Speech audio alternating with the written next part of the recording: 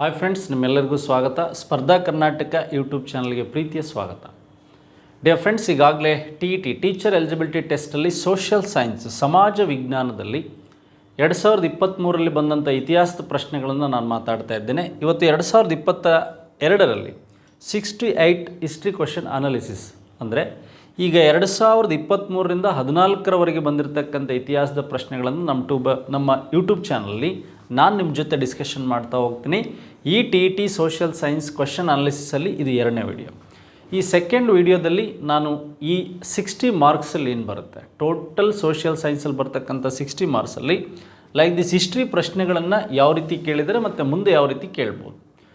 ಹಾಗೆ ನಮ್ಮ ಸ್ಪರ್ಧಾ ಕರ್ನಾಟಕ ಅಕಾಡೆಮಿ ಆನ್ಲೈನಲ್ಲಿ ಮತ್ತು ಆಫ್ಲೈನಲ್ಲಿ PDO ಕೋರ್ಸ್ ಇದೆ, ಅವೈಲೇಬಲ್ ಇದೆ, ನೀವು ತೊಗೋಬೋದು ಆಫ್ಲೈನ್ ಮತ್ತು ಆನ್ಲೈನ್. ನೆಕ್ಸ್ಟ್ ಲ್ಯಾಂಡ್ ಸರ್ವೇರ್ ಮತ್ತು ಬೀಟ್ ಫಾರೆಸ್ಟ್ ಕೋರ್ಸ್ಗಳಿಗೆ ನಮ್ಮಲ್ಲಿ ಆನ್ಲೈನಲ್ಲಿ ಇದೆ ಮಾಹಿತಿ. ಹಾಗೆ ಲ್ಯಾಂಡ್ ಸರ್ವೇರ್ ಪೇಪರ್ 2 ಮ್ಯಾಥ್ಸ್ ಮತ್ತು ಬೀಟ್ ಫಾರೆಸ್ಟರ್ ಮ್ಯಾಥ್ಸ್ ಪೇಪರ್ 2 ಬಗ್ಗೆಯೂ ನಿಮಗೆ ಮಾಹಿತಿ ಸಿಗುತ್ತೆ ಮತ್ತು ಆನ್ಲೈನಲ್ಲಿ ಅವೈಲೇಬಲ್ ಇದೆ. ಹಾಗಾದರೆ ವಿಲೇಜ್ ಅಕೌಂಟೆಂಟ್ ಮತ್ತು ಟಿ ಎಕ್ಸಾಮ್ಗಳಿಗೆ ಸಂಬಂಧಿಸಿದಂತೆ ವಿಲೇಜ್ ಅಡ್ಮಿನಿಸ್ಟ್ರೇಟಿವ್ ಆಫೀಸರ್ಗೆ ಆನ್ಲೈನ್ ಮತ್ತು ಆಫ್ಲೈನ್ ಎರಡೂ ಇದೆ, ನೀವು ಇದನ್ನು ಯುಟಿಲೈಸ್ ಮಾಡ್ಕೋಬೋದು. ಹಾಗೆ ಟಿಗೆ ಮ್ಯಾಥಮೆಟಿಕ್ಸ್ ಪೇಪರ್ 2 ಅಂತಕ್ಕಂಥದ್ದು ಪೇಪರ್ 1 ಪೇಪರ್ 2 ಬಗ್ಗೆಯೂ ಸಹ ನಿಮಗೆ ಆನ್ಲೈನ್ ತರಬೇತಿಯನ್ನು ನೀಡ್ತಾ ಇದ್ದೇವೆ.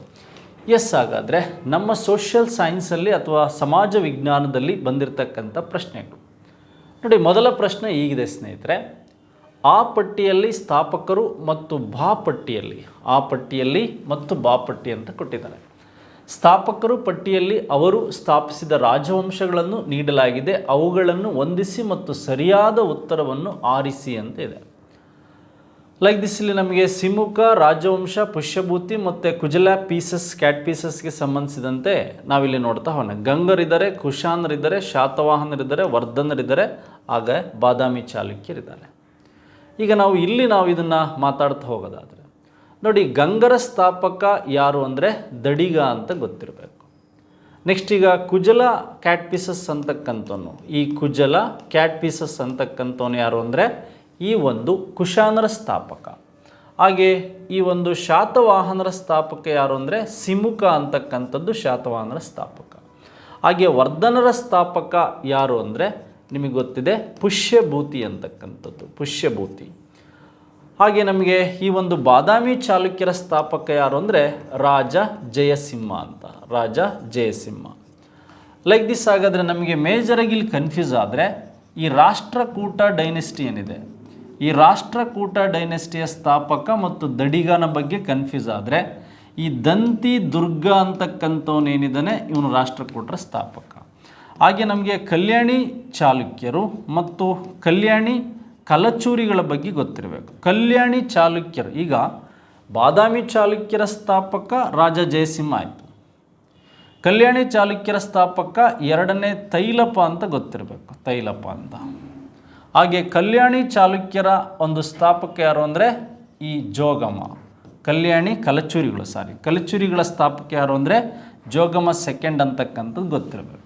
ಹಾಗಾದರೆ ನಾವು ಸಿಮುಕ ಅಂದರೆ 3 ಎಲ್ಲಿ ಫಸ್ಟ್ ಇದೆ, ಇಲ್ಲಿ 3, ಸಿಮುಕನಿಗೆ 3 ಫಸ್ಟ್ ಇದೆ, ಶಾತವಾಹನರು. ನೆಕ್ಸ್ಟ್ ಹಾಗಾದರೆ ರಾಜ ಜಯಸಿಂಹನಿಗೆ ಬಾದಾಮಿ ಚಾಲುಕ್ಯರು ಸೆಕೆಂಡ್, ಇಲ್ಲಿ ಫಸ್ಟ್ ಇದೆ. ಹಾಗೆ ಪುಷ್ಯಭೂತಿ ವರ್ಧನ 4 ಇಲ್ಲಿ ಇದೆ. ಕುಜಲ ಕ್ಯಾಟ್ ಪೀಸಸ್ ಸೆಕೆಂಡ್, ಕುಶಾನರಿಗೆ ಸಂಬಂಧಿಸಿದಂತೆ ಇಲ್ಲಿದೆ. ಹಾಗಾದರೆ ಫಸ್ಟ್ ಕ್ವಶನ್ಸಲ್ಲಿ ನಮಗೆ ಥರ್ಡ್ ಆಪ್ಷನ್ಸ್ ಏನಿದೆ ಆನ್ಸರ್ ಆಗಿದೆ. ಫಸ್ಟ್ ಕ್ವಶನ್ಸಲ್ಲಿ ಥರ್ಡ್ ಆಪ್ಷನ್ಸ್ ಆನ್ಸರ್ ಆಗಿದೆ. Like this. ಅದಾದಮೇಲೆ ನಮಗೆ ಇಲ್ಲಿ ದಡಿಗ, ಗಂಗರ ಬಗ್ಗೆ ನಮಗಿಲ್ಲಿ ಮಾಹಿತಿ ಇಲ್ಲ. ಗಂಗರ ಸ್ಥಾಪಕ ದಡಿಗ, ರಾಷ್ಟ್ರಕೂಟರ ಸ್ಥಾಪಕ ದಂತಿದುರ್ಗ, ಕಲ್ಯಾಣಿ ಚಾಲುಕ್ಯರು ಮತ್ತು ನಮಗೆ ಕಲ್ಯಾಣಿ ಕಲಚೂರಿಗಳು. ಹಾಗೆ ನಮಗೆ ಕದಂಬರ ಸ್ಥಾಪಕ ಮಯೂರ ವರ್ಮ ಅಂತಕ್ಕಂಥವನು. ಹಾಗೆ ಹೊಯ್ಸಳರ ಸ್ಥಾಪಕ ಸ್ಥಳ ಅಂತಕ್ಕಂಥವನು. 8 ಏನ್ಷಿಯಂಟ್ ಕರ್ನಾಟಕದಲ್ಲಿ ಬರ್ತಕ್ಕಂಥ ಮನೆತನಗಳ ಬಗ್ಗೆ ನಮಗೆ ಐಡಿಯಾ ಸಿಕ್ತೀಗ. ಈ ಫೌಂಡರ್ಗಳ ಮೇಲೆ ಹೆಚ್ಚು ಪ್ರಶ್ನೆಗಳನ್ನು ನಮಗೆ ಕೇಳೋ ಸಾಧ್ಯತೆಗಳಿರುತ್ತೆ. ಇದು ಕರ್ನಾಟಕ ಹಿಸ್ಟ್ರಿಗೆ ಸಂಬಂಧಿಸಿದಂಥ ಒಂದು ಪ್ರಶ್ನೆ. ನೆಕ್ಸ್ಟು ಮತ್ತೊಂದು ಪ್ರಶ್ನೆ ತುಂಬ ಡಿಫ್ರೆಂಟಾಗಿ ಕೇಳಿರ್ತಕ್ಕಂಥದ್ದು, ಕೊಟ್ಟಿರುವ ಹೇಳಿಕೆಯನ್ನು ಓದಿ ಮತ್ತು ಸರಿಯಾದ ಉತ್ತರವನ್ನು ಆರಿಸಿ. ನೋಡಿ, ಲಾರ್ಡ್ ಕಾರ್ನ್ವಾಲಿಸನು ಭಾರತೀಯರಿಗೆ ಮಾತ್ರ ಕೆಳದರ್ಜೆ ಹುದ್ದೆಗಳನ್ನು ನೀಡ್ತಾ ಇದ್ದ. ಯಾಕೆ ಅಂದರೆ ಈತನ 1793ರ ಒಂದು ಪರ್ಮನೆಂಟ್ ಸೆಟಲ್ಮೆಂಟ್ ಸಿಸ್ಟಮ್ ಬಗ್ಗೆ ನಾವು ಮಾತಾಡ್ತಾ ಹೋಗೋದಾದರೆ ಮುಂದೆ ಹಾಗೆ ಲಾರ್ಡ್ ಕಾರ್ನ್ವಾಲಿಸ್ ಹಿಂದೂಸ್ತಾನದಲ್ಲಿರುವ ಪ್ರತಿಯೊಬ್ಬರು ಮೂಲ ನಿವಾಸಿಯು ಭ್ರಷ್ಟ ಅಂತ ಹೇಳಿದವರು ಯಾರು ಅಂದರೆ ಈ ಕಾರ್ನ್ವಾಲಿಸ್. ನೋಡಿ, ಇದು ನಿಮಗೆ ಟೆಕ್ಸ್ಟ್ ಬುಕ್ಸಲ್ಲಿ ಮೆನ್ಷನ್ ಆಗಿರ್ತಕ್ಕಂಥ ವಿಷಯ, ಹಾಗಾಗಿ ಇವೆರಡೂ ಸಹ ರೈಟ್ ಆಗಿದೆ. ಇಲ್ಲಿ ಒಂದು ಎ ಮತ್ತು ಆರ್ ಎರಡೂ ರೈಟ್ ಆಗಿದೆ. ಆರ್ಗೆ ಎ ಅಂತಕ್ಕಂಥದ್ದು ಸರಿಯಾದ ವಿವರಣೆ ಆಗಿದೆ.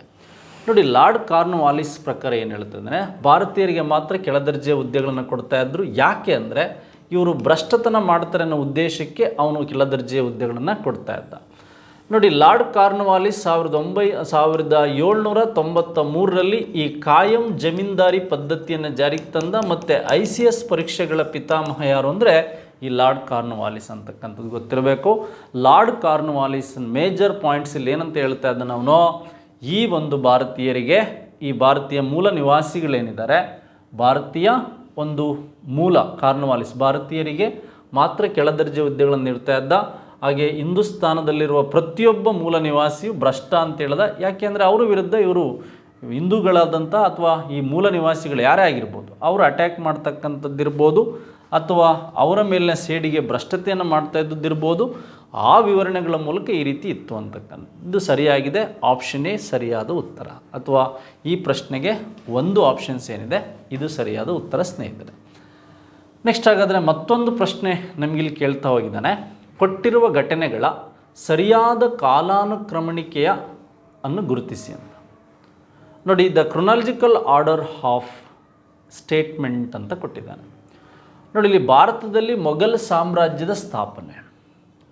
ನೋಡಿ, ಭಾರತಕ್ಕೆ ಮೊಘಲರನ್ನು ಅಥವಾ ಬಾಬರ್ನನ್ನು 3 ಜನ ಆಹ್ವಾನಿಸಿ 1526ರಲ್ಲಿ ಈ ಫಸ್ಟ್ ಪಾಣಿಪತ್ ಕದನದಿಂದ ಏನಾಯಿತು ಅಂದರೆ ಭಾರತದಲ್ಲಿ ಈ ಮೊಘಲ್ ಡೈನೆಸ್ಟಿ ಅಂತಕ್ಕಂಥದ್ದು ಸ್ಟಾರ್ಟ್ ಆಯಿತು. ಹಾಗೆ ಕಾನ್ಸ್ಟ್ಯಾಂಟಿನೋಪಲ್ ಪತನ ಅಥವಾ ದ ಫಾಲ್ ಆಫ್ ಕಾನ್ಸ್ಟ್ಯಾಂಟಿನೋಪಲ್, ಟರ್ಕರನ್ನು ಅಥವಾ ಟರ್ಕ್ನಲ್ಲಿರ್ತಕ್ಕಂಥ ಕಾನ್ಸ್ಟ್ಯಾಂಟಿನೋಪಲ್ನ ಒಬ್ಬ ಟರ್ಕ್ನ ರಾಜ ಅಲ್ಲಿ ಗೋಡೆಯನ್ನು ಕಟ್ಟಿ ಕಾನ್ಸ್ಟ್ಯಾಂಟಿನೋಪಲನ್ನು ಪತನಗೊಳಿಸಿದ್ದು 1453ರಲ್ಲಿ ಏನು ಮಾಡ್ತಾನೆ, ಈ ಫಾಲ್ ಆಫ್ ಕಾನ್ಸ್ಟ್ಯಾಂಟಿನೋಪಲ್ ನಡೆಯುತ್ತೆ. ಹಾಗಾದರೆ ಫಾಲ್ ಆಫ್ ಕಾನ್ಸ್ಟ್ಯಾಂಟಿನೋಪಲ್ ಆದಮೇಲೆ ವಿಜಯನಗರ ಸಾಮ್ರಾಜ್ಯದ ವೈಭವ ಅಂತ್ಯ ಆಗಿದ್ದು 1565 ಜನವರಿ 23 ಅಂತಕ್ಕಂಥದ್ದು ಗೊತ್ತಿರಬೇಕು. ಈ ತಾಳಿಕೋಟೆ, ಬಿನಹಟ್ಟಿ ಅಥವಾ ರಕ್ಕಸ ತಂಗಡಿ ಕದನ. The first sea route of India, ಭಾರತಕ್ಕೆ ಹೊಸ ಜಲಮಾರ್ಗವನ್ನು ವಾಸ್ಕೋಡಿಗಾಮ ಸೀ ರೂಟನ್ನು ಏನು ಮಾಡ್ತಾನೆ, ತರ್ತಾನೆ. 1498 ಮೇ 17ನೇ ತಾರೀಕು ಕೇರಳದ ಕಲ್ಲಿಕೋಟೆಯ ಕಾಪು ಕಾಡು ಅಂತಕ್ಕಂಥ ಪ್ಲೇಸಿಗೆ ಏನು ಮಾಡ್ತಾನೆ, ರೀಚ್ ಆಗ್ತಾನೆ. ಜಾಮುರಿನಾಥನನ್ನು ವೆಲ್ಕಮ್ ಮಾಡಿದ್ರ ಬಗ್ಗೆ ವಿಶೇಷವಾಗಿ ಏನೆಲ್ಲ ಗೊತ್ತಾಗುತ್ತೆ. ಇಲ್ಲಿ ಕ್ರೊನಾಲಜಿ ಆರ್ಡರ್ ಕೊಟ್ಟಿದ್ದಾರೆ. ಹಾಗಾದ್ರಲ್ಲಿ ಫಸ್ಟ್ ಯಾವುದು, ಸೆಕೆಂಡ್ ಯಾವುದು, ಥರ್ಡ್ ಯಾವುದು ಅಂತ ನಮಗೆ ಗೊತ್ತಾಯಿತು. ಈಗ ಫಸ್ಟ್ ಇವೆಂಟ್ಸ್ ಇದಾಗಿರುತ್ತೆ, ಸೆಕೆಂಡ್ ಇವೆಂಟ್ಸ್ ಇದಾಗಿರುತ್ತೆ, ಹಾಗೆ ಥರ್ಡ್ ಇವೆಂಟ್ಸ್ ಇದಾಗಿರುತ್ತೆ, ಫೋರ್ತ್ ಇವೆಂಟ್ಸ್ ಇದಾಗಿರುತ್ತೆ. ಹಾಗಾದರೆ ಸಿ ಲಾಸ್ಟ್ ಆಪ್ಷನ್ಸ್ ಎಲ್ಲಾದರೂ ಇದೆಯಾ, ಇಲ್ಲಿದೆ. ಮತ್ತೊಂದು ಸಾರಿ ಕ್ರಾಸ್ ಚೆಕ್ ಮಾಡೋಣ. ನೋಡಿ, ಕಾನ್ಸ್ಟ್ಯಾಂಟಿನೋಪಲ್ ಪತನ ಆಗಿದ್ದು 453, ರೈಟ್ ಇದೆ ಬಿ. ಹಾಗೆ ವಾಸ್ಕೋಡಿಗಾಮನಿಗೆ ಸಂಬಂಧಿಸಿದಂತೆ ಇದು ರೈಟ್ ಇದೆ. ಭಾರತದಲ್ಲಿ ಮೊಘಲರಾದಮೇಲೆ ವಿಜಯನಗರ ಸಾಮ್ರಾಜ್ಯ ಅಂತಕ್ಕಂಥದ್ದು ಅಂತ್ಯ ಆಗುತ್ತೆ. ಹಾಗಾದರೆ ಈ ಆಪ್ಷನ್ 2 ಏನಿದೆ ಇದು ಸರಿಯಾದ ಉತ್ತರ. ಹಾಗಾದರೆ ಈ ಆಪ್ಷನ್ಸ್ಗಳ ಮೇಲೆ ಈ ವರ್ಷ ಏನು ಜೂನ್ 30ಕ್ಕಿರ್ತಕ್ಕಂಥ TT ಎಕ್ಸಾಮಿನೇಷನಲ್ಲಿ ನಿಮಗೆ ಪ್ರಶ್ನೆಗಳನ್ನು ಕೇಳ್ಬೋದು ಸ್ನೇಹಿತರೆ. ಎಸ್, ಹಾಗಾದರೆ 3ನೇ ಪ್ರಶ್ನೆಗೆ ನಮಗೆ ಉತ್ತರ ಗೊತ್ತಾಯಿತು. ಹಾಗೆ ಭಾರತೀಯ ರಾಷ್ಟ್ರೀಯ ಕಾಂಗ್ರೆಸ್ನ ಹರಿಪುರ ಅಧಿವೇಶನದ ಅಧ್ಯಕ್ಷರು ಲೈಕ್ ದಿಸ್ 1938ಅಲ್ಲಿ ಹರಿಪುರ, ಹಾಗೆ 1939ನಲ್ಲಿ ಒಂದು ತ್ರಿಪುರ. ಈ ಎರಡೂ ಅಧಿವೇಶನಗಳ ಅಧ್ಯಕ್ಷತೆಯನ್ನು ವಹಿಸಿದವರು ಯಾರು ಅಂತ ನಿಮಗೆ ಗೊತ್ತಿದೆ, ಸುಭಾಷ್ ಚಂದ್ರ ಬೋಸ್. ನೋಡಿ, ಸುಭಾಷ್ ಚಂದ್ರ ಬೋಸ್ ಅಧ್ಯಕ್ಷತೆಯನ್ನು ವಹಿಸ್ತಾರೆ. ಇಲ್ಲಿ ಒಂದು ಚುನಾವಣೆಯನ್ನು ನಡೆದಂಥ ಸಂದರ್ಭದಲ್ಲಿ ಈ ಮಹಾತ್ಮ ಗಾಂಧೀಜಿ ಏನಿದ್ದಾರೆ, MK ಗಾಂಧಿ ಅವರ ಕ್ಯಾಂಡಿಡೇಟು ಪಟ್ಟಾಭಿ ಸೀತಾರಾಮಯ್ಯ ಸೋತು ಹೋಗ್ತಾರೆ, ಸುಭಾಷ್ ಚಂದ್ರ ಬೋಸ್ ಗೆಲ್ತಾರೆ. ಹಾಗೆ ಸುಭಾಷ್ ಚಂದ್ರ ಬೋಸ್ ಮತ್ತು ಪಟ್ಟಾಭಿ ಸೀತಾರಾಮಯ್ಯ ಅಥವಾ ಗಾಂಧೀಜಿಯ ನಡುವೆ ಸೈದ್ಧಾಂತಿಕ ಭಿನ್ನಾಭಿಪ್ರಾಯ ಉಂಟಾಗಿ ಇಂಡಿಯನ್ ನ್ಯಾಷನಲ್ ಕಾಂಗ್ರೆಸ್ಸಿಗೆ ಸುಭಾಷ್ ಚಂದ್ರ ಬೋಸ್ 1939ನಲ್ಲಿ ರಿಸೈನ್ ಮಾಡಿ ಈ ಒಂದು ಫಾರ್ವರ್ಡ್ ಬ್ಲ್ಯಾಕನ್ನು ಏನು ಮಾಡ್ತಾರೆ, ಅವರು ಒಂದು ಕ್ರಿಮಿನಲ್ ಆರ್ಗನೈಜೇಷನನ್ನು ಸ್ಥಾಪನೆ ಮಾಡ್ತಾರೆ. ಹಾಗಾದರೆ ನಮಗೆ ಇಲ್ಲಿ ವಿಶೇಷವಾಗಿ ಇಂಡಿಯನ್ ನ್ಯಾಷನಲ್ ಕಾಂಗ್ರೆಸ್ ಬಗ್ಗೆ ಮಾತಾಡ್ತಾ ಹೋಗ್ಬೋದು, ಪ್ರಶ್ನೆಗಳನ್ನ ಕೇಳ್ತಾ ಹೋಗ್ಬೋದು. ಸುಭಾಷ್ ಚಂದ್ರ ಬೋಸ್ ಆದಮೇಲೆ ಡಾಕ್ಟರ್ ರಾಜೇಂದ್ರ ಪ್ರಸಾದ್ ಏನು ಮಾಡ್ತಾರೆ INC ಅಧ್ಯಕ್ಷರಾಗ್ತಾರೆ. ಅದಾದಮೇಲೆ ಮೌಲಾನಾ ಅಬುಲ್ ಕಲಾಂ ಆಜಾದ್ ಅವರು ಏನು ಮಾಡ್ತಾರೆ INC ಅಧ್ಯಕ್ಷರಾಗ್ತಾರೆ. ಸರ್ದಾರ್ ವಲ್ಲಭಭಾಯ್ ಪಟೇಲ್ ಅವರ ಒಂದು ವಿಶೇಷ ಅಧಿವೇಶನ 1931ನಲ್ಲಿ ಇವರು ಕರಾಚಿಯಲ್ಲಿ ಏನು ಮಾಡ್ತಾರೆ ಅಧಿವೇಶನದ ಅಧ್ಯಕ್ಷತೆಯನ್ನು ವಹಿಸ್ತಾರೆ. ಇಲ್ಲಿ ಮಾನವ ಹಕ್ಕುಗಳ ಘೋಷಣೆ ಆದಂಥದ್ದು ಇದು ವಿಶೇಷವಾಗಿ ನೋಡ್ತಾ ಹೋಗ್ಬೋದು. ಮತ್ತು ಆರ್ಥಿಕ ನೀತಿ ಘೋಷಣೆ ಆಗಿದ್ದು ಈ ಕರಾಚಿ ಅಧಿವೇಶನದಲ್ಲಿ. ಹಾಗೆ ಇರ್ವಿನ್ ಫ್ಯಾಕ್ಟಿಗೆ ಅಂತಕ್ಕಂಥದ್ದು ಅಂಗೀಕರಿಸಿದ್ದು ಈ ಕರಾಚಿ ಅಧಿವೇಶನ. ಈ ಪ್ರಶ್ನೆಗೆ ಸರಿಯಾದ ಉತ್ತರ ಆಪ್ಷನ್ 4 ಹರಿಪುರ ಕಾಂಗ್ರೆಸ್ ಅಧಿವೇಶನ 1938. ಎಸ್. ಹಾಗಾದರೆ ಮುಂದಿನ ಪ್ರಶ್ನೆ ನೋಡ್ತಾ ಹೋಗೋಣ. ಧರ್ಮಚಕ್ರ ಪ್ರವರ್ತನ ಎಂದರೇನು? ನೋಡಿ, ಈ ಆರ್ಯ ಸಂಸ್ಕೃತಿಯ ವಿರುದ್ಧ ಸಿಡಿದೆದ್ದ ಫಸ್ಟ್ ಜೈನಿಸಮ್ ಇದೆ. ಹಾಗೆ ಈ ಬೌದ್ಧ ಧರ್ಮ ಅಂತಕ್ಕಂಥದ್ದು ಬಂತು. ಆದರೆ ಈ ಬೌದ್ಧ ಧರ್ಮದಲ್ಲಿ ಈ ಶಕ್ಯ ಮುನಿ, ದ ಲೈಟ್ ಆಫ್ ಏಷ್ಯಾ ಅಂತ ಕರಿತಕ್ಕಂಥ ಗೌತಮ ಬುದ್ಧ ಏನು ಮಾಡ್ದ? ಧರ್ಮಚಕ್ರ ಯಾಕೆ? ದ ಫಸ್ಟ್ ಟೀಚಿಂಗ್ ಆಫ್ ಧರ್ಮಚಕ್ರ ಅಥವಾ ಫಸ್ಟ್ ಟೀಚಿಂಗ್ ಇವನು ಎಲ್ಲಿ ಮಾಡ್ದ? ನೋಡಿ, ಇವನು ಸಾರನಾಥದಲ್ಲಿ ಇವನ ಫಸ್ಟ್ ಟೀಚಿಂಗಲ್ಲಿ ಏನೆಲ್ಲ ಆಯಿತು, ಪಾಳಿ ಭಾಷೆಯಲ್ಲಿ ಟೀಚ್ ಮಾಡಿದ್ರ ಬಗ್ಗೆ. ಇಲ್ಲಿ ನಮಗೆ ಧರ್ಮಚಕ್ರ ಒಂದು ಸಿಂಬಲ್ ಕೇಳಿದ್ದಾರೆ. ಲುಂಬಿನಿ ವನದಲ್ಲಿ ಈ ಒಂದು ಬುದ್ಧ ಜನನ ಆಯಿತು. ನೇಪಾಳದ ಲುಂಬಿನಿ ವನದಲ್ಲಿ ಇವನ ಒಂದು ಜನನದ ಸಂಕೇತ ಯಾವುದು ಅಂದರೆ ಕಮಲ ಅಂತ ಗೊತ್ತಿರಬೇಕು, ಲೈಕ್ ದಿಸ್ ಲೋಟಸ್. ಹಾಗಾದರೆ ಬುದ್ಧನ ಅರಮನೆಯನ್ನು ತೊರೆದಂಥ ಸಿಂಬಲ್ ಯಾವುದು ಅಂದರೆ ಕುದುರೆ ಅಂತಕ್ಕಂಥದ್ದು, ಕುದುರೆ. ಹಾಗೆ ಬುದ್ಧನ ಮರಣದ ಸಿಂಬಲ್ ಯಾವುದು ಅಂತಕ್ಕಂಥದ್ದು ನಿಮಗೆ ಗೊತ್ತಿರಬೇಕು. ಈ ಒಂದು ಮರಣದ ಸಿಂಬಲ್ ಯಾವುದು ಅಂದರೆ ಸ್ತೂಪ ಅಂತಕ್ಕಂಥದ್ದು. ಯಾವುದು? ಸ್ತೂಪ. ಈ ಬೌದ್ಧ ಧರ್ಮದಲ್ಲಿ ಏನಂತ ಕರಿತೀವಿ? ಸ್ತೂಪಗಳು ಅಂದರೆ ಈ ಒಂದು ಶವ ಸಂಸ್ಕಾರ ಅಥವಾ ಇವರ ಶವಗಳನ್ನು ಇಡ್ತಕ್ಕಂಥ ಸ್ತೂಪಗಳು. ವಿಹಾರಗಳು ಬೌದ್ಧ ಭಿಕ್ಷುಗಳು ವಾಸವಾಗಿರ್ತಕ್ಕಂಥದ್ದು. ಚೈತ್ಯಾಲಯಗಳು ಅಂದರೆ ಬೌದ್ಧ ಧರ್ಮೀಯರು ಪ್ರಾರ್ಥನಾ ಮಂದಿರಗಳು. ಹಾಗಾದರೆ ಬುದ್ಧನ ಮೊದಲ ಬೋಧನೆಗೆ ನಾವೇನಂತ ಕರಿತೀವಿ? ಧರ್ಮಚಕ್ರ ಅಂತ ಕರಿತೀವಿ. ಹಾಗಾದರೆ ಬುದ್ಧ ಜ್ಞಾನೋದಯವಾಗಿದ್ದನ್ನು ನಾವು ಈ ಬೋಧಿ ವೃಕ್ಷಕ್ಕೆ ಏನು ಮಾಡ್ತೀವಿ? ಹೋಲಿಸ್ತೇವೆ, ಬೋಧಿ ವೃಕ್ಷಕ್ಕೆ ಹೋಲಿಸ್ತೇವೆ, ಲೈಕ್ ದಿಸ್. ಹಾಗಾದರೆ 5ಕ್ಕೆ ಸಂಬಂಧಿಸಿದಂತೆ 4ನೇ ಆಪ್ಷನ್ ಬುದ್ಧನ ಮೊದಲ ಬೋಧನೆ ಏನಾಯಿತು ಅನ್ನೋದ್ರ ಬಗ್ಗೆ ಈ ಧರ್ಮಚಕ್ರ ಪ್ರವರ್ತಕ ಅಂತಾಗಿದ್ದು ದ ಫಸ್ಟ್ ಟೀಚಿಂಗ್. ಈ ಟೀಚಿಂಗನ್ನು ಈತ ಸಾರನಾಥದಲ್ಲಿ ಮಾಡ್ದ ಅಂತಕ್ಕಂಥದ್ದು. ಈ ಸಾರನಾಥದಲ್ಲಾದಂಥ ಟೀಚಿಂಗ್ ಏನಿದೆ ಇದ್ರ ಬಗ್ಗೆ ನಮಗೆ ಮಾಹಿತಿ ಗೊತ್ತಾಗಬೇಕು. ಸಾರನಾಥದ ಜಿಂಕೆ ವನದಲ್ಲಿ ಆಯಿತು ಅಂತಕ್ಕಂಥದ್ದು. ಇಲ್ಲಿ ಧರ್ಮಚಕ್ರ ಅಶೋಕ ಒಂದು ಏನು ಪಿಲ್ಲರ್ ಎಡಿಕ್ಟನ್ನು ಮಾಡ್ದ, ಅದೇ ಧರ್ಮಚಕ್ರ ನಾವು ಫ್ಲ್ಯಾಗಲ್ಲಿ ಏನು ಮಾಡಿದ್ವಿ? ಇಂಡಿಯನ್ ಫ್ಲ್ಯಾಗಲ್ಲಿ ತಂದ್ವಿ. ನೆಕ್ಸ್ಟ್, ಅನುಭವ ಮಂಟಪವನ್ನು ಸ್ಥಾಪಿಸಿದವರು ಶಂಕರಾಚಾರ್ಯರು, ಮಧ್ವಾಚಾರ್ಯರು, ಬಸವಣ್ಣ ಮತ್ತು ರಾಮಾನುಜಾಚಾರ್ಯರು. ಸಿಂಪಲ್ಲಾಗಿ ಕೇಳಿದ್ದಾನೆ ನೋಡಿ. ಬಸವೇಶ್ವರರು ಈ ಬೀದರ್ನ ಕಲ್ಯಾಣಿ ಅಂತಕ್ಕಂಥದ್ದು ಏನಿದೆ, ಈ ಬೀದರ್ನಲ್ಲಿ ಅನುಭವ ಮಂಟಪವನ್ನು ಸ್ಥಾಪನೆ ಮಾಡ್ತಾರೆ. ಬೀದರ್ ಡಿಸ್ಟಿಕ್ನಲ್ಲಿರ್ತಕ್ಕಂಥ ಅನುಭವ ಮಂಟಪ ಅನ್ನೋದೇನಿದೆ ಇದೊಂದು ವಚನ ಮಂಟಪ ಅಂತ ಗೊತ್ತಿರಬೇಕು. ಇದರ ಮೊದಲ ಅಧ್ಯಕ್ಷರು ಯಾರು ಅಂದರೆ ಅಲ್ಲಮ ಪ್ರಭುಗಳು ಅಂತ ಗೊತ್ತಿರಬೇಕು, ಅಲ್ಲಮ ಪ್ರಭುಗಳು. ಹಾಗೆ ಅಂಬಿಗರ ಚೌಡ ಇರ್ಬೋದು, ಮಡಿವಾಳ ಮಾಚೆ ಇರ್ಬೋದು, ಅವರೆಲ್ಲರೂ ಸಹ ಇದರಲ್ಲಿ ಮೆಂಬರ್ ಆಗಿದ್ದರು ಅಂತಕ್ಕಂಥದ್ದು ನಿಮಗೆ ಗೊತ್ತಿರಬೇಕು. ಹಾಗಾದರೆ ಅಲ್ಲಮ ಪ್ರಭು ಅಥವಾ ಅನುಭವ ಮಂಟಪ ಬೀದರ್ನಲ್ಲಿದ್ದರೆ, ಇವರು ಜನಿಸಿದಂತಹ ಬಸವನ ಈ ಬಾಗೇವಾಡಿ ಎಲ್ಲಿದೆ ಅಂದರೆ ಬಿಜಾಪುರದಲ್ಲಿದೆ. ಎಲ್ಲಿದೆ? ಬಿಜಾಪುರ.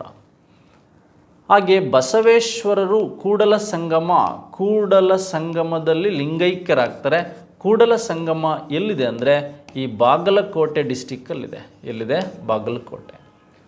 Like this. ಬಸವೇಶ್ವರಿಗೆ ಸಂಬಂಧಿಸಿದಂಥ ಇಷ್ಟು ಅಂಶಗಳ ಬಗ್ಗೆ ನಾವೀಗ ಮಾಹಿತಿಯನ್ನು ಪಡೆದ್ವಿ. ಶಂಕರಾಚಾರ್ಯರು ಅಂದರೆ ಅದ್ವೈತ ಸಿದ್ಧಾಂತ. ಈ ಒಂದು ಮಧ್ವಾಚಾರ್ಯರಂದರೆ ದ್ವೈತ ಸಿದ್ಧಾಂತ, ಅಂದರೆ ಒಂದಲ್ಲದ್ದು ಎರಡು, ದ್ವೈ ಅಂತ ಹೇಳ್ತಾರೆ.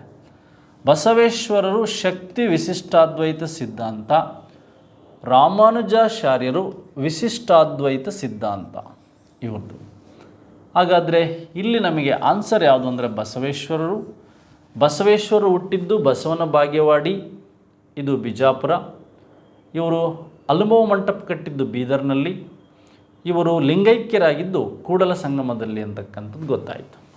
ಎಸ್ ಡಿಯರ್ ಫ್ರೆಂಡ್ಸ್, ಈ ಪ್ರಶ್ನೆಗೆ ಉತ್ತರ ನಮಗೆ ಗೊತ್ತಾಯಿತು. 7ನೇ ಪ್ರಶ್ನೆ ಹೇಗಿದೆ? ಸಿಂಧು ಸರಸ್ವತಿ ನಾಗರಿಕತೆ ಕಾಲದ ಪ್ರಮುಖ ಬಂದರುಗಳ ಬಗ್ಗೆ ನಮಗೆ ನೋಡ್ತಾ ಹೋಗ್ತಾ ಇದ್ದಾರೆ.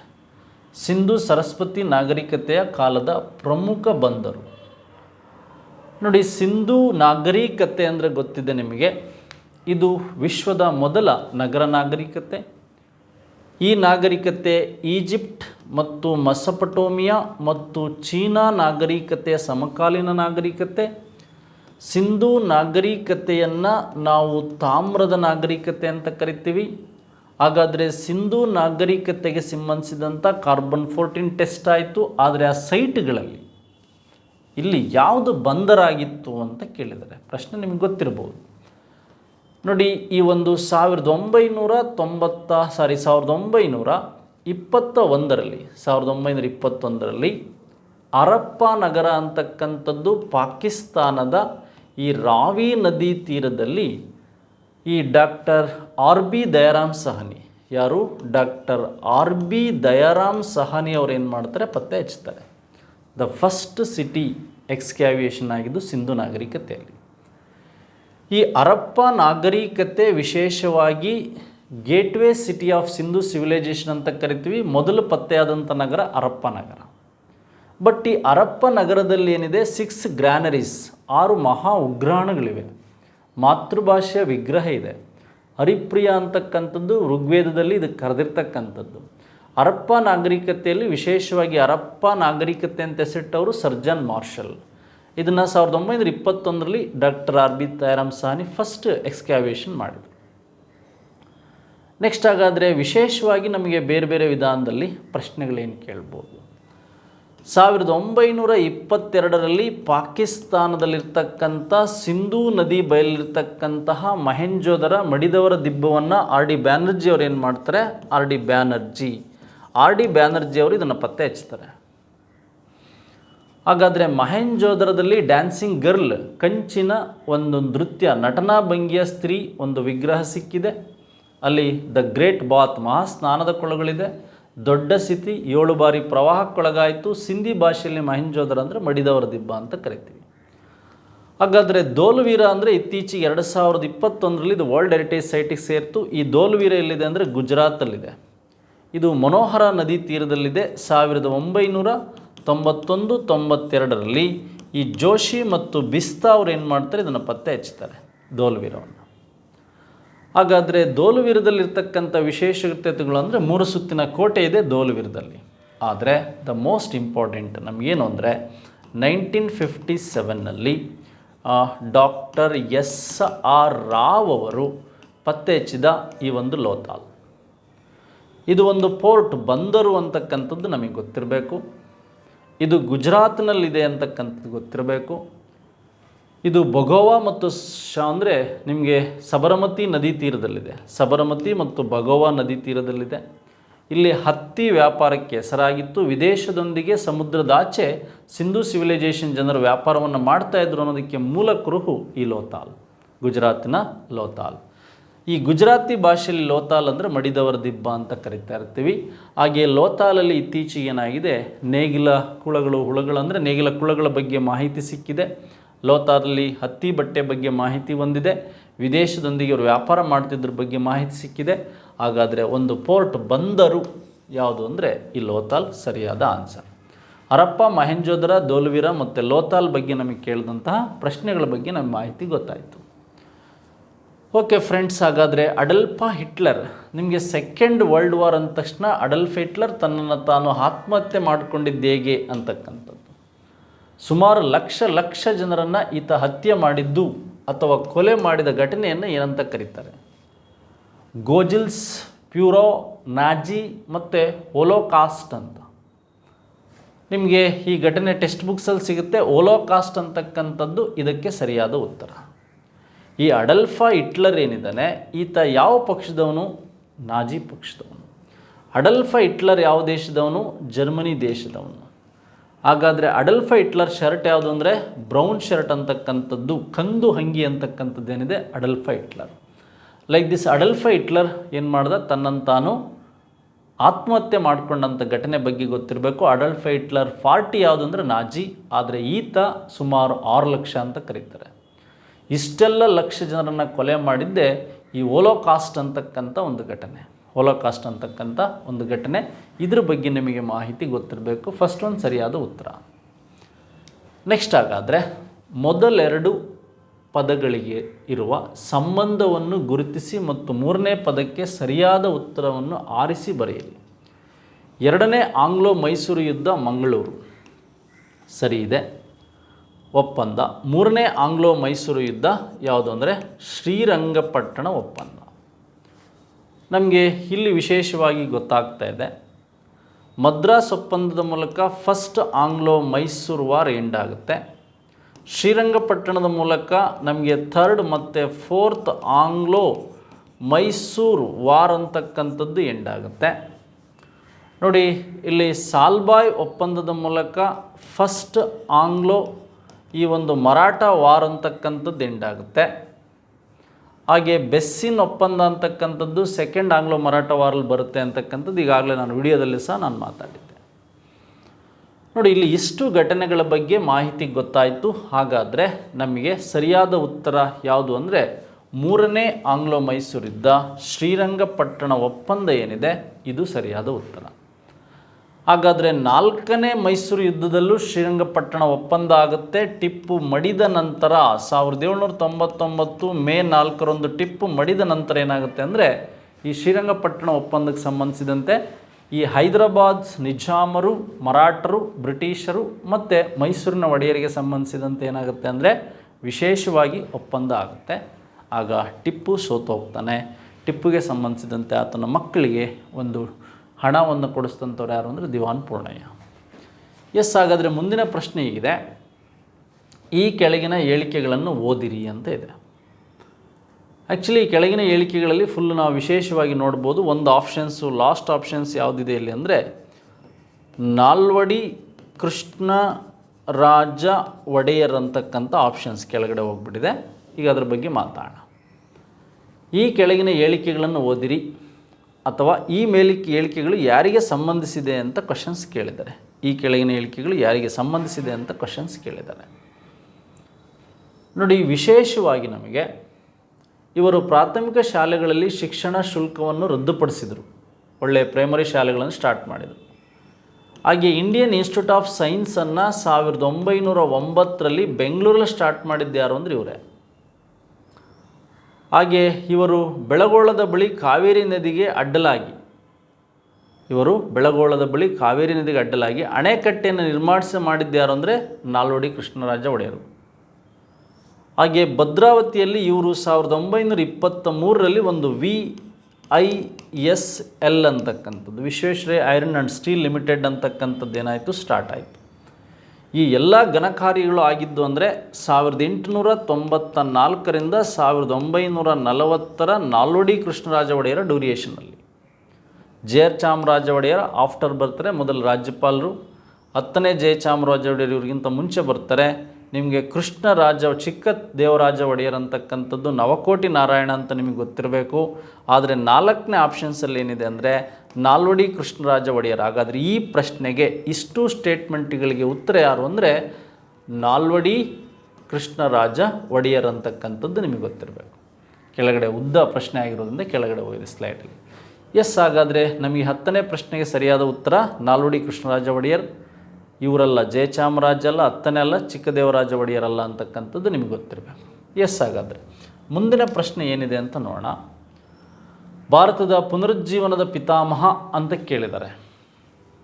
ನೋಡಿ, ಫಾದರ್ ಆಫ್ ಇಂಡಿಯನ್ ರಿನೈಸೆನ್ಸ್ ಇರ್ಬೋದು, ಫಾದರ್ ಆಫ್ ಇಂಡಿಯನ್ ರ್ಯಾಷನಾಲಿಟಿ ಇರ್ಬೋದು, ಹಾಗೆ ಫಾದರ್ ಆಫ್ ಬಂಗಾಳಿ ಲಿಟ್ರೇಚರ್ ಇರ್ಬೋದು. ಈ ಮೂರೂ ಘಟನೆಗಳು ಸುಮಾರು 15 ಭಾಷೆಗಳನ್ನು ಮಾತಾಡ್ತಾ ಇದ್ದರು. ಎರಡನೇ ಅಕ್ಬರ್ ಬಗ್ಗೆ ಚರ್ಚೆ ನಡೆಸೋದಕ್ಕೆ ಹೋಗಿ ಇಂಗ್ಲೆಂಡಿನ ಬ್ರಿಸ್ಟನ್ ವಿದೇಶದಲ್ಲಿ 1833 ಡೆತ್ ಆದಂಥವರೇ ರಾಜಾರಾಮ್ ಮೋಹನ್ ರಾಯ್. ಇದಕ್ಕೆ ಸರಿಯಾದ ಉತ್ತರ. ಹಾಗೆ ಸ್ವಾಮಿ ದಯಾನಂದ ಸರಸ್ವತಿಯವರು ಆರ್ಯ ಸಮಾಜ, ಜ್ಯೋತಿಬಾ ಫುಲೆ ಅವರು ಸತ್ಯಶೋಧಕ ಸಮಾಜ, ಹಾಗೆ ಸ್ವಾಮಿ ವಿವೇಕಾನಂದ ಅವರು ರಾಮಕೃಷ್ಣ ಮಿಷನ್ ಬಗ್ಗೆ ಅವರು ಮಾತಾಡಿದ್ದಾರೆ. ಹಾಗಾದರೆ ನಮಗೆ ಇಷ್ಟು ವಿಷಯಗಳ ಬಗ್ಗೆ ಮಾಹಿತಿ ಗೊತ್ತಾಯಿತು. ನೆಕ್ಸ್ಟ್ ಅದಾದಮೇಲೆ ಮುಂದಿನ ಪ್ರಶ್ನೆ, ಕ್ವಿಟ್ ಇಂಡಿಯಾ ಚಳವಳಿಯ ಸಂದರ್ಭದಲ್ಲಿ ಸಮಾಜವಾದಿಗಳು ತಮ್ಮ ಕಾರ್ಯತಂತ್ರವನ್ನು ಈ ಗುಂಪಿನ ಹೆಸರಿನಲ್ಲಿ ಅನುಷ್ಠಾನಕ್ಕೆ ತಂದರು. ಈಗಾಗಲೇ ದಿ ಫಾರ್ವರ್ಡ್ ಬ್ಲ್ಯಾಕ್ ಅಂತ ಕೇಳಿದೆ. ನಮಗೆ ಕ್ವಿಟ್ ಇಂಡಿಯಾ ನಡೆದಿದ್ದು 1948 ಆಗಸ್ಟ್ 8, ಹೌದಾ? ದ ಫಾರ್ವರ್ಡ್ ಬ್ಲ್ಯಾಕ್ 1939 ಹೌದಾ? ಹಾಗೆ ನಮಗೆ ಈ ಫ್ರೀಡಮ್ ಸ್ಟ್ರಗಲ್ ಫ್ರೆಂಡ್ ಯಾವ ಮೂಮೆಂಟ್ ಕೇಳ್ತಾ ಇದ್ದಾರೆ? 42ನಲ್ಲಿ ಕೇಳ್ತಾ ಇದ್ದಾರೆ. ಹಾಗಾದರೆ ಸಮಾಜವಾದಿ socialist Congress socialist party 1934 doctor Rajendra Prasad Bombay. ಹಾಗೆ 1885 ಇಂಡಿಯನ್ ನ್ಯಾಷನಲ್ ಆರ್ಮಿ. ಇದು 1943 ಇಂಡಿಯನ್ ನ್ಯಾಷನಲ್ ಆರ್ಮಿ, ಕಾಂಗ್ರೆಸ್ ಅಲ್ಲ ಆರ್ಮಿ. 1943ನಲ್ಲಿ ಸಿಂಗಪುರದಲ್ಲಿ ಸ್ಟಾರ್ಟ್ ಆಗಿತ್ತು. ನೋಡಿ, ಇಂಡಿಯನ್ ನ್ಯಾಷನಲ್ ಸೇನೆಯನ್ನು ಕಟ್ಟಿದವರು ಸುಭಾಷ್ ಚಂದ್ರ ಬೋಸ್ ಇರ್ಬೋದು. ಹಾಗೆ 1934ರಲ್ಲಿ ಡಾಕ್ಟರ್ ರಾಜೇಂದ್ರ ಪ್ರಸಾದ್ ಬಾಂಬೆಯಲ್ಲಿ ಏನು ಮಾಡಿದರು? ಈ ಒಂದು ಸಮಾಜವಾದಿ ಕಾಂಗ್ರೆಸ್ ಪಕ್ಷ. ಫಾರ್ವರ್ಡ್ ಬ್ಲ್ಯಾಕ್ ಅಂತಕ್ಕಂಥದ್ದು ಸುಭಾಷ್ ಚಂದ್ರ ಬೋಸ್. ಆದರೆ ಕ್ವಿಟ್ ಇಂಡಿಯಾ ಮೂಮೆಂಟಲ್ಲಿ ದಿ ಫ್ರೀಡಮ್ ಸ್ಟ್ರಗಲ್ ಫ್ರೆಂಡ್ ಅಂತಕ್ಕಂಥ ಸ್ಟೋರಿ ಏನಿದೆ, ಇದ್ರ ಬಗ್ಗೆ ಕ್ವಶನ್ಸ್ ಬಂದಿದೆ. ಎಸ್, ಹಾಗಾದರೆ ನಾವು ಈ 2022ರಲ್ಲಿ ಪ್ರಮುಖವಾಗಿ ಬಂದಿರತಕ್ಕಂಥ ಪ್ರಶ್ನೆಗಳೇನಿದೆ ಅಷ್ಟು ಪ್ರಶ್ನೆಗಳ ಬಗ್ಗೆ ಮಾತಾಡಿ. ಹಾಗೆ ಮುಂದಿನ ವಿಡಿಯೋದಲ್ಲಿ ನಾನು 2021ರ ಸೋಷಿಯಲ್ ಸೈನ್ಸ್ ಬಗ್ಗೆ ಮಾತಾಡ್ತೇನೆ. ಇದು ನಿಮ್ಮ ಯಶಸ್ಸು ಮತ್ತು ನಿಮಗೆ ಅನುಕೂಲ ಆಗಲಿ ಅಂತ 2023, 2022 ಮಾತಾಡಿದ್ದೇನೆ. ಟೋಟಲ್ 2014ರವರೆಗೂ ಸಹ ವಿಡಿಯೋಗಳನ್ನು ಮಾತಾಡ್ತಾ ಹೋಗೋಣ. ಹಿಸ್ಟ್ರಿ ವಿಡಿಯೋಗಳಲ್ಲಿ ಇದ್ರ ಬೇಸ್ ಮೇಲೆ ಕ್ವಶನ್ಸ್ ಹೇಗೆ ಬರ್ಬೋದು ಅಂತ. ಎಸ್, ವಿಡಿಯೋ ಇಷ್ಟ ಆಗಿದ್ದರೆ ಇತರರಿಗೂ ಪರಿಚಯಿಸಿ ಅಂತ ಹೇಳ್ತಾ ವಿಡಿಯೋ ಮುಗಿಸ್ತಾ ಇದ್ದೀನಿ. Thank you very much. ಧನ್ಯವಾದಗಳು.